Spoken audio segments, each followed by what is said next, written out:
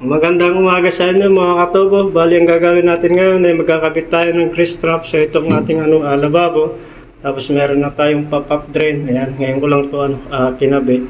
Kaso ang problema natin dito ay wala pa tayong butas dito sa ating gray po. So yan, hindi kami yung magbubutas niyan o kaya ako. Ang magbubutas nito ay yung gumawa nitong nagkabit itong tiles na to. So ayan. Ito lang po yung ating ikakabit, tapos yung ating grease trap. Tapos ito yung ating grease trap mga katubo, papakita ko sa inyo. So ito po yung ating grease trap ayan kung nakikita nyo. Tapos ito po yung ating out, ito po yung ating in dito sa kabila. So ang nangyayari dyan ay nakaganon yan.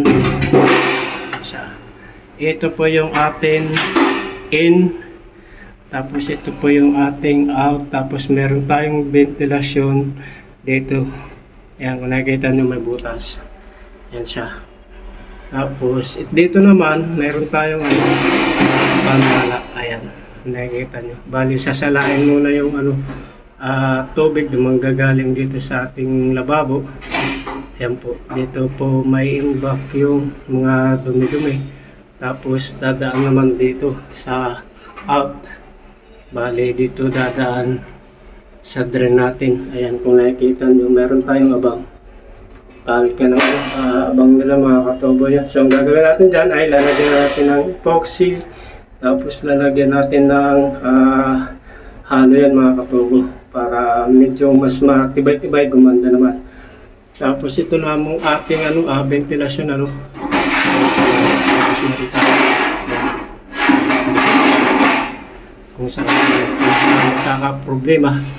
Tapos yung grease trap naman natin mga katubo ay hindi naman ito mapupuno hindi ito mapupuno. Tapos ito po yung ating ventilasyon kasi ang iba mga katubo ang may takip kasi itong grease trap natin yung iba binubutasan nila yung takip para makasingaw. So yun hindi ko nagagawin yan, bahala na yung may-ari kung anong dapat nilang gawin dahil ayaw naman nila pabutas. Kasi meron akong ikakabit dyan, pinaka-clean out natin mga katubo dyan. Nagawa tayo din ng pinaka-clean out para may singawan o kaya sundutan kung sakaling magbabara. Tapos dito naman sa ating ito kung nakikita nyo, tubo lang yung ating nilagay dito hindi na ako gagamit ng P-trap dito mga katubo. Ang gagamitin ko na lang ay 245 na 2x2. So yun, magagaling dito yan. Tapos dito mga katubo ay maglalagay lang tayo ng elbow na 2x2. Tapos dito naman sa out, maglalagay din tayo ng elbow na 2x2. Tapos dun sa kabila maglalagay tayo ng T. Kaya alam niyo kung bakit maglalagay ako ng T dyan, dahil gagawa tayo ng clean out. Kung sakaling magkabara meron tayong sundutan. Yun po yung ating gagawin mga katubo para mas maganda. Pero ang gagamitin ko dyan ay yung hindi sanitary T dahil wala silang sanitary T. Mas maganda siguro kung ang lalagay natin dyan ay yung sanitary T. Kaso nga lang wala sila. So yun, umpisa natin magkabit. Madali lang naman mga katubo. Ang pagkabit ng grease trap. Ito po yung ating in. Ito po yung ating out. So yun, mamaya pagkatapos ko ng buuhin yan ay papakita ko sa inyo mga katubo. Mas maganda kasi mga katubo yung lababo natin may grease trap tayo. Kasi ang grease trap mga katubo maraming maraming klase, hindi lang iisa. Merong bilog, merong medyo mas maganda-ganda.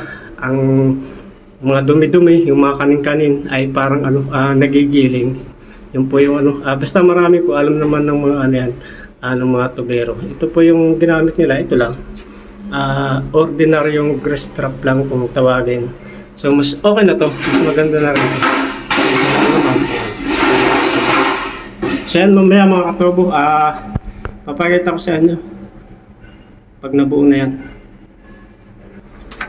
So bali po ito yung mangyayari mga katubo. Sample pa lang naman yan ito. 2x2 na elbow. Elbow lang yung lalagay natin dyan. Tapos doon sa kabila naman, ayan po yung tina sinasabi ko. Tapos ang 45. Ang ginagawa ko dati dyan, pag-alanganin, kasi minsan dikit na doon, elbow na lang. So ang ginawa natin ngayon ay 45 na lang na 2x2.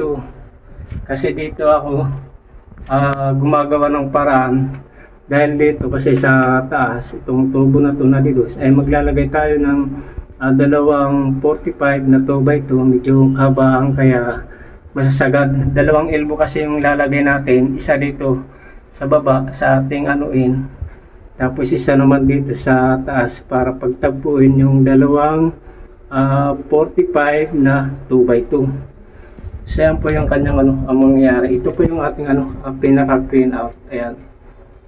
Yan po yung pinaka clean out. Puputulan natin yan kasi medyo mataas. Kailangan medyo mas mababa rito para may klibi tayo, no. Tuloy-tuloy yung daloy ng tubig. So yan mga katubo. Ito na mga katubo, no. Gumamit lang tayo ng 2 pirasong 45 na 2x2, tapos isang elbow rito, nag-elbow na lang tayo dyan, tapos elbow rin dito sa baba. Tapos ito rito ay lalagyan natin ng epoxy para hindi magkaroon ng leak, hindi magkaroon ng leak mga katubo. Tapos ayan, nakita niyan, 45 yung ating ginamit, tapos ang elbow na 2x2 na 90, tapos ito na yung ating pinaka clean out, yung tatakpan natin yan. So ayan, tapos dito sa baba lalagyan natin ng epoxy at saka halo na may semento. So yun na ang nangyari mga katubo, no. Hindi na tayo naglagay ng P-track dito kasi P-track natin ay ito ng ating grease trap.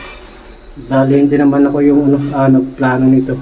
So ayan, tapos na natin gawin yung ating grease trap mga katubo. Madali lang naman. So ayan, nakita niya. Okay na yan.